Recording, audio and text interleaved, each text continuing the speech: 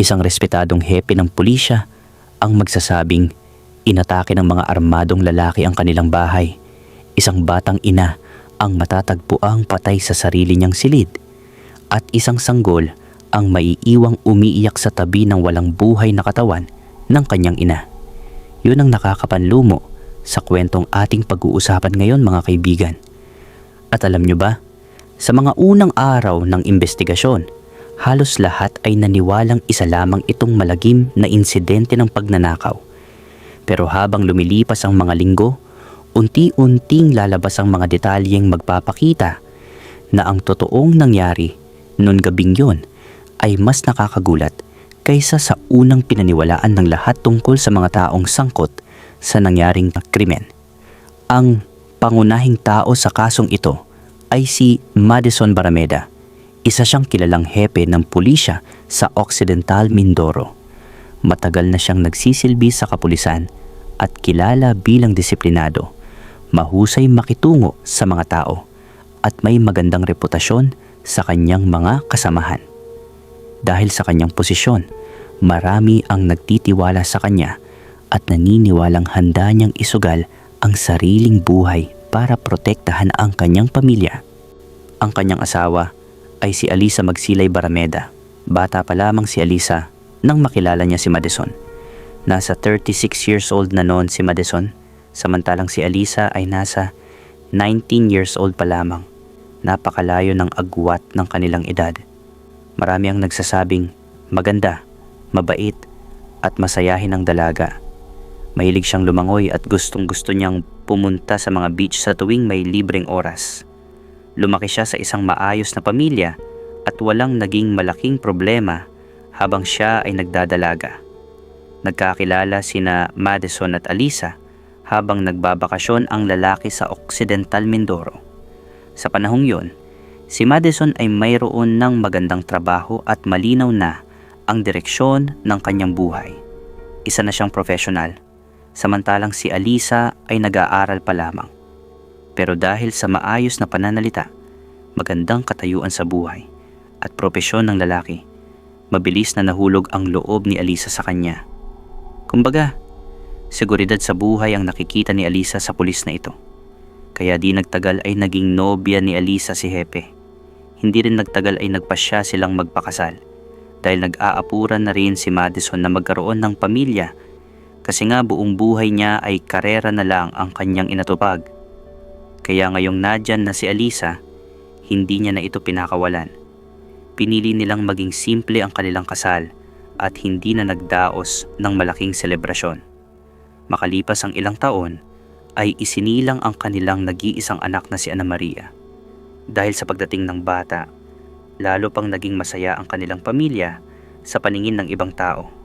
Madalas silang makita sa mga larawan na magkakasama. Kapag may okasyon o bakasyon, hindi nawawala ang mga litrato nilang masayang nakangiti.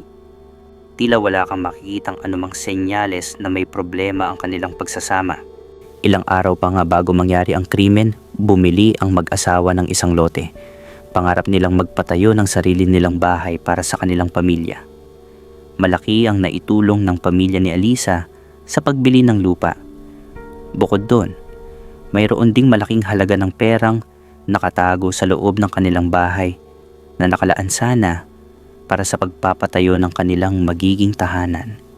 Pero hindi nagtagal. Pagsapit ng madaling araw noong 2018, biglang nagbago ang lahat. Ayon sa salaysay ni Madison, bandang alas 4:30 ng umaga nang magising siya dahil sa ingay sa loob ng kanilang bahay. Bago pa raw siya tuluyang makabangon, 3 armadong lalaki na nakatakip ang mga mukha ang pumasok sa kanilang silid. Ayon sa kanya, mabilis siyang pinagtulungan ng mga ito. Hindi na raw siya nakalaban dahil tinutukan agad siya ng baril. Pagkatapos ay itinali ang kanyang mga kamay at paa.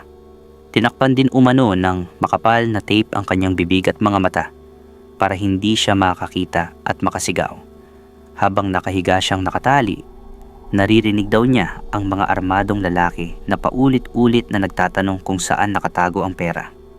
Dahil natakot para sa kaligtasan ng kanyang asawa at anak, sinabi raw niya kung saan ito nakatago. Kinuha umano ng mga salarin ang malaking halaga ng perang nakasilid sa loob ng isang kahon ng board game na nasa bahay nila. Hindi pa ron natapos ang pangyayari. Ayon kay Madison, patuloy na naghalughog ang mga armadong lalaki sa bawat bahagi ng bahay at kinuha rin ang mga alahas at iba pang mahalagang gamit. Habang nangyayari ang lahat ng yon, naririnig daw niya ang pagmamakaawa ni Alisa. Kasabay nito ang walang tigil na pag-iyak ng kanilang munting anak na nagising sa kaguluhan. Sinubukan daw niyang kumawala sa pagkakatali kahit paulit-ulit siyang mawalan ng ulirat dahil sa higpit ng tali sa kanyang leeg. Ngunit wala raw siyang nagawa kundi pakinggan ang mga sigaw ng kanyang asawa habang patuloy na naghahalughog ang mga salarin. Makalipas ang ilang sandali, tumahimik ang buong bahay ayon sa kanya, na para bang wala na raw ang mga armadong lalaki. Ang tanging naririnig na lamang niya ay ang malakas na iyak ng kanyang anak. Dahil nakatali pa rin ang kanyang mga kamay at paa, unti-unti siyang gumapang patungo sa kanyang cellphone. At sa kabila ng kanyang pagkakatali, nagawa niyang matawagan ang emergency hotline upang humingi ng tulong. Sa kabilang linya, halos hindi maintindihan ng operator ang kanyang sinasabi dahil natatakpan pa rin ng tape ang kanyang bibig. Paulit-ulit lamang niyang nasabi na pinasok sila ng mga armadong lalaki at kailangan nila ng agarang saklolo. Hanggang sa ilang minuto ang lumipas, dumating ang mga unang rumesponding pulis at mga tauhan ng emergency. Pagpasok nila sa loob ng bahay, agad nilang napansin ang magulong sala. Bukas ang mga drawer. Nagkalat ang mga damit at iba't ibang gamit. Halatang may naghahalughog sa buong bahay. Ngunit nang makarating sila sa silid ng mag-asawa, doon nila nakita ang karumal-dumal na krimen o eksena. Nakahandusay sa kama si Alisa Barameda at kumpirmadong patay na ito. At sa tabi ng kanyang katawan ay naroon ang maliit na si Ana Maria na umiiyak habang pilit na ginagalaw ang kanyang ina na parang ginigising ng bata ito kasi ang alam pa ng bata ay tulog lang ang kanyang ina. Mosmos pa lamang ang isip nito, kaya talagang nakakaawa kung titignan mo. Agad na inilabas ng mga pulis ang maliit na si Ana Maria mula sa silid. Hindi nagtamo ng anumang sugat ang bata, pero halatang takot at pagod ito dahil sa matagal na pag-iyak. Samantala, mabilis namang nilapitan ng ibang pulis si Madison upang tanggalin ang tape at mga tali sa kanyang katawan. Ayon sa mga unang rumesponde, nakahiga si Madison sa sahig ng silid. Nakatali sa likod ang kanyang mga kamay at paa. May makapal na tape sa kanyang mga mata at bibig. May tali rin na nakapalibot sa kanyang leeg. Nang tuluyan siyang makalagan ng mga kabarurin niyang pulis, agad niyang hinanap ang kanyang asawa. Nang makita niya ang walang buhay na katawan ni Alisa, nagsimula siyang umiyak. Paulit-ulit niyang sinasabi na hindi niya nailigtas ang kanyang asawa. Dahil sa kanyang kalagayan, dinala muna siya sa ospital upang matingnan kung may malubhang pinsala. Habang ginagamot si Madison, sinimulan ng mga investigador ang masusing pagsusuri sa buong bahay nito. Wasak at magulo ang sala at kusina. Nagkalat sa sahig ang mga damit, dokumento, laruan at iba pang gamit. Nakabukas din ang kahon kung saan umano itinago ni na Madison at Alisa ang perang gagamitin sana sa pagpapatayo ng kanilang bahay. Ayon kay Madison, malaking halaga ng pera ang kinuha ng mga salarin. Bukod dito, nawawala rin ng ilang alahas at mahahalagang gamit ni Alisa. Napansin din ng mga pulis ang CCTV na nakalapag sa sofa. Mukhang tinanggal ito mula sa pader. Nang suriin nila ang kamera, wala na ang memory card nito. Para sa mga investigador, malinaw na alam ng mga salarin na maaari silang makunan ng kamera. At siguro ay kabisado nila ang lugar. Kaya bago sila umalis, kinuha nila ang memory card upang burahin ang posibleng ebidensya. Pero hindi lamang ang pagkamatay ni Alisa ang nakita ng mga pulis sa loob ng bahay. Sa may hagdanan, natagpuan din nila ang alagang aso ng pamilya. Wala na itong buhay at nakasabit gamit ang sarili nitong tali. Dahil dito, lalong naniwala ang mga pulis na masahol at mapanganib na mga tao ang pumasok sa bahay. Batay sa unang pagsusuri, namatay si Alisa dahil sa matinding pagsakal at pagtakip sa kanyang mukha. May mga pasa rin sa ilang bahagi ng kanyang katawan. Ipinakita nito na lumaban siya bago tuluyang mawalan ng buhay. Walang nakitang palatandaan na siya ay sexual na inabuso. Ayon sa doktor, hindi agad namatay si Alisa. Ilang minuto siyang nahirapan bago tuluyang tumigil ang kanyang paghinga. Dahil dito, naniniwala ang mga investigador na gumamit ng matinding puwersa ang salarin upang hindi siya makalaban.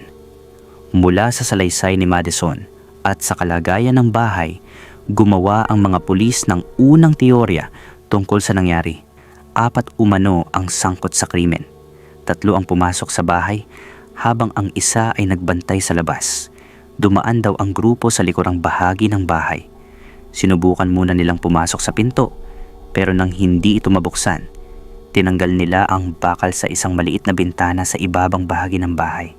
Pagkapasok, pinatay umano nila ang alagang aso upang hindi ito tumahol. Pagkatapos ay umakyat sila sa silid kung saan natutulog ang mag-asawa at ang kanilang anak. Doon nila ginapos si Madison at tinakot si Alisa. Matapos malaman kung saan nakatago ang pera, hinalughog nila ang buong bahay. Bago sila umalis, pinatay nila si Alisa. Noon mawalan daw ng malay si Madison, maaaring inakala nilang mamamatay na rin ito at wala nang matitirang saksi. Sa mga unang araw ng investigasyon, walang dahilan ang mga pulis upang pagdudahan ang salaysay ni Madison. Isa siyang hepe ng pulisya at sanay sa mga ganitong kaso. Bukod dito, tugma ang kanyang kwento sa magulong kalagayan ng bahay. Pero may isang malaking problema. Parang napaka-perpekto ng pagkakagawa ng krimen ng mga salarin dahil halos walang ebidensyang naiwan ang mga ito. Walang malinaw na fingerprint. Wala ring DNA na maaaring gamitin upang matukoy kung sino ang mga pumasok sa bahay. Ang tanging natagpuan ay isang itim na takip sa ulo na maaaring nahulog umano habang nakikipagbuno si Madison. Sinabi ni Madison na sandaling natanggal ang takip sa mukha ng isa sa mga lalaki. Dahil dito, nakapagbigay siya ng paglalarawan sa mga pulis. Ayon sa kanya, matangkad, malaki ang katawan, at maitim ang balat ng lalaki. Nakilala rin daw niya ang 2 baril na hawak ng mga salarin. Ang isa ay itim na pistola at ang isa ay kulay pilak. Gamit ang mga detalyeng ibinigay ni Madison, gumawa ang mga pulis ng larawan ng pangunahing suspek. Ipinakalat ito sa iba't ibang himpilan at checkpoints sa Occidental Mindoro at mga kalapit na lugar. Naniniwala ang mga investigador na hindi basta-basta pinili ang bahay nina Madison at Alisa. Alam umano ng mga salarin na may malaking halaga ng perang nakatago sa loob. Kaya posibleng may taong malapit sa pamilya ang nagbigay ng impormasyon tungkol dito na may hawak nga silang pera. Dahil dito, kinausap ng mga pulis ang mga kaibigan, kamag-anak, katrabaho, at mga taong madalas pumunta sa bahay ng mag-asawa. Sinuri rin nila ang mga CCTV mula sa mga bahay at negosyo sa paligid dahil sinira nga ang CCTV sa bahay nila Madison. Pero sa mga establishmento, sa isa sa mga kuha, may napansing maitim na sasakyan at isang motorsiklo na ilang beses dumaan malapit sa bahay bago ang oras ng krimen. Para sa mga pulis, maaaring ito ang ginamit ng mga salarin sa pagtakas. Ngunit habang nag-iimbestiga naman ang mga pulis sa lugar, maraming tao ang natakot dahil kung nagawa ng mga salarin na pasukin ang bahay ng isang hepe ng pulisya, posible rin nilang gawin ito sa kahit sinong pamilya sa lugar. At 3 araw lang ang lumipas matapos ang krimen, inihatid si Alisa sa kanyang huling hantungan. Sa harap ng mga kamag-anak at kaibigan, sinabi ni Madison na maswerte siyang nakilala at minahal ni Alisa. Sinabi rin niyang masakit isipin na bilang lalaki, nalulungkot siya dahil hindi na lubos na makikilala ni Ana Maria, ang kanyang ina sa paglaki nito. Halos 1 buwan ang lumipas matapos ang pagkamatay ni Alisa, pero wala pa ring nahuhuling salarin. Araw-araw ay may bagong impormasyong sinusuri ng mga investigador, ngunit wala pa ring matibay na ebidensyang direktang nagtuturo sa sino mang suspek. Samantala, patuloy namang nakikipagtulungan si Madison sa mga pulis o sa mga kabaro nito. Madalas siyang nagbibigay ng pahayag. Paulit-ulit niyang hinihiling na mahanap ang mga taong pumatay sa kanyang asawa. Nagpapasalamat din siya sa lahat ng patuloy na sumusuporta sa kanilang pamilya. Kaya sa mga naging kilos at mga ginawa ni Madison, walang magdududa sa kanya.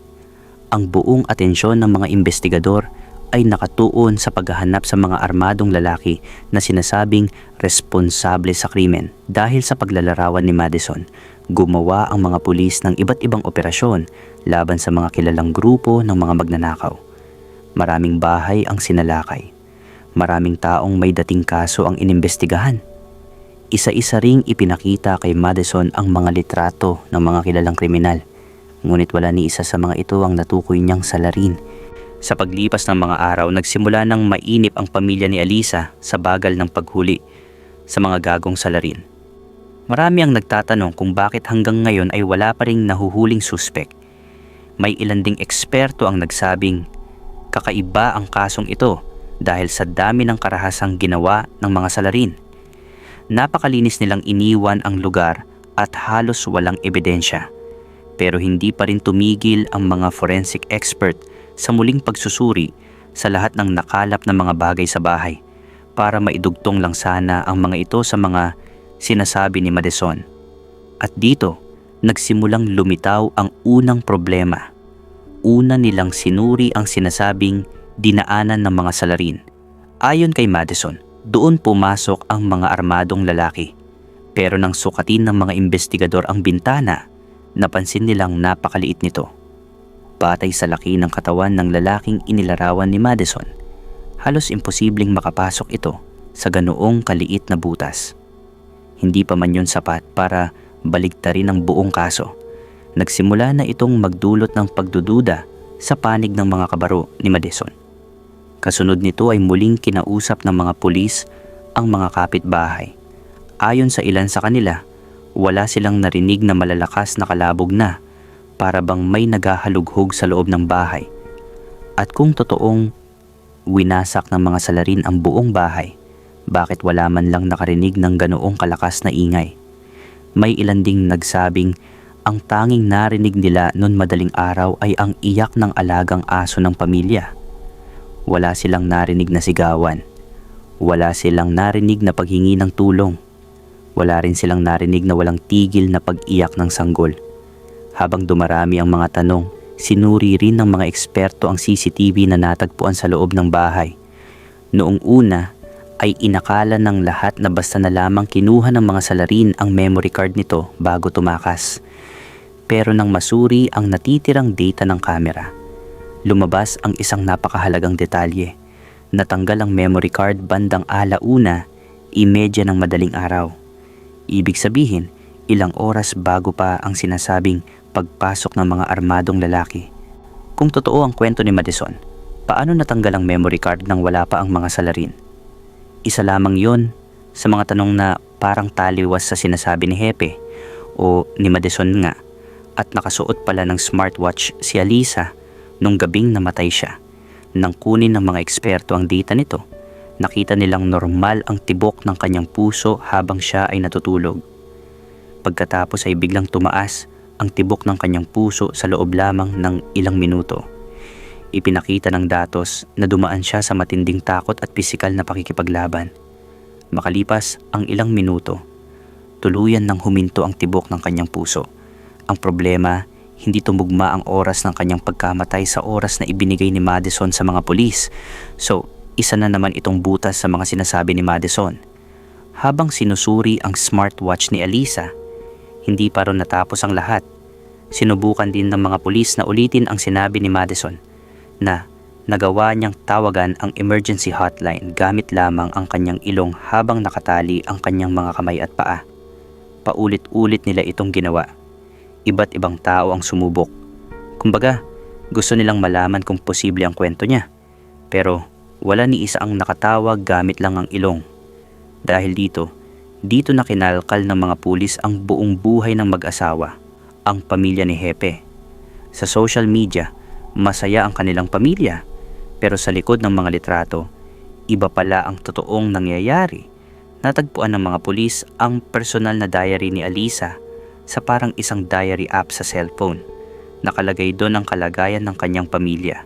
Isinulat ni Alisa na madalas silang mag-away ni Madison. At parang gusto na raw nitong hiwalayan ng asawa niya at nais niyang umalis sana kasama ang anak nila. Mapagkontrol daw si Madison, seloso, at ayaw siyang pinapalabas sa bahay ng walang magandang dahilan. Sa pakiramdam daw niya ay para siyang nakakulong sa sobrang higpit ng asawa niya. At dito ay nalaman din ng mga pulis na noon gabi bago maganap ang krimen, naghahanap pala ng bagong matutuluyang bahay si Alisa. Kumbaga, gusto na niyang magrenta ng bahay para lumayo kay Madison kasama si Ana Maria. May mga text message rin siyang ipinadala sa isang malapit na kaibigan. Sa mga mensaheng yon, sinabi niyang balak na niyang iwan si Madison. Kaya ngayong nalaman ito ng mga kabaro ni Hepe, hindi na ang mga armadong lalaki ang hanap nila, kundi ang mismong lalaking unang humingi ng tulong sa mga pulis na isang pulis din. Kailangan nilang muling kausapin si Madison Barameda at sa pagkakataong yon, hindi na bilang biktima, kundi bilang pangunahing suspek sa pagpatay sa sarili niyang asawa. Kaya makalipas ang halos 3 buwan na malabo pa sa malabo ang investigasyon, muling ipinatawag ng mga investigador si Madison. Sinabi nilang may bago silang impormasyon tungkol sa kaso at kailangan nila ang kanyang tulong. Wala namang naging pagtutol ang hepe ng pulisya. Katulad ng mga naunang pagkakataon, naniwala siyang isa lamang itong karaniwang follow-up sa investigasyon. Pagdating niya sa himpilan, dinala siya sa isang pribadong silid. Doon, isa-isang inilatag ng mga investigador ang lahat ng ebidensyang nakalap nila sa loob ng halos 3 buwan ng pagsisiyasat. Wala nang sabi-sabi. Ipinresenta ng mga pulis ang lahat ng bagay na nakita nilang butas sa kanyang mga salaysay. Maski ang mismong cellphone ng kanyang asawa ay nandun na nagpapatunay na matagal na silang may alitan. Pati yung bintana na umano'y pinasukan ng mga magnanakaw ay napaka-imposible naman talagang mapasukan. Maski ang isang 10 years old na bata ay hindi kakasya doon. Pagkatapos ng presentasyon ng kalokohang sinasabi ni Hepe, sinabi nilang alam na nila kung ano ang motibo nito. Ayaw ni Hepe na mawala sa kanya si Alisa, kaya napatay niya ito. Pero tumanggi si Madison sa paratang ng mga kabaro niya mismo. Hindi na rin nila tinanong si Madison tungkol sa mga armadong lalaki. Sa halip, direkta nilang sinabi na naniniwala silang wala talagang naganap na robbery at siya talaga ang pangunahing suspek sa pagpatay sa kanyang asawa. Pero matigas ang mukha ni Hepe. Paulit-ulit niyang sinabing biktima rin siya. Pero pinaikot-ikot siya ng mga kapwa niya pulis sa interogasyon. At sa huli, sa halos 8 oras na usapan sa loob, tuluyan na siyang umamin at ikinanta ang sarili niya. Pero sa paliwanag niya, nagsimula ang lahat sa matinding pagtatalo nila ni Alisa noon gabing yon. Dahil gusto na talaga ni Alisa ng hiwalayan. Ayon sa kanya, natakot siya kasi bata pa si Alisa at baka makahanap ito ng iba. At ayaw ni Hepe na mapunta ito sa ibang lalaki. At syempre, ayaw din nito na malayo ang anak niya sa kanya. Doon umano siya nawalan ng kontrol sa kanyang emosyon. Kaya sinakal niya si Alisa at sinakyan niya ang katawan nito sa kama para hindi makagalaw. Nang makita niyang patay na si Alisa, nagsimula siyang mag-isip kung paano niya matatakasan ang krimeng ginawa niya. Doon niya naisip na palabasing robbery ang nangyari. Kaya ginulo niya ang buong bahay at itinago ang pera na nakalaan para sa pagpapagawa sana ng bagong bahay. Siya rin ang pumatay sa alaga nilang aso. So, wala talagang pumasok sa bahay nila na ibang tao. Kalaunan ay sinampahan si Madison Barameda ng kasong pagpatay na may kasamang planadong pagtatakip sa krimen, pagsisinungaling sa mga autoridad at iba pang kaugnay na paglabag sa batas. Sa huli, napatunayang nagkasala si Madison at ngayon ay nasa kulungan na at habang buhay nabubunuin ang kasalanang murder sa asawa nito mismo.